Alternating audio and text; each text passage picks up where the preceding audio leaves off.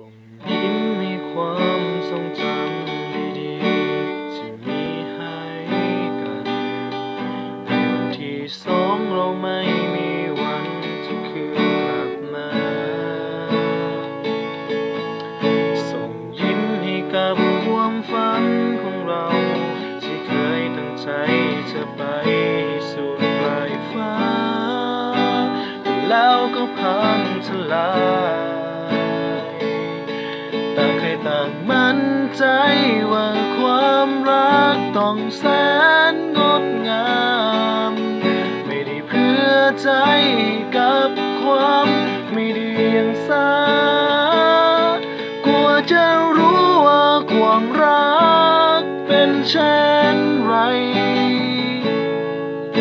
เมื่อรู้ในความหมายของน้ำตาแม้ตอนสุดท้า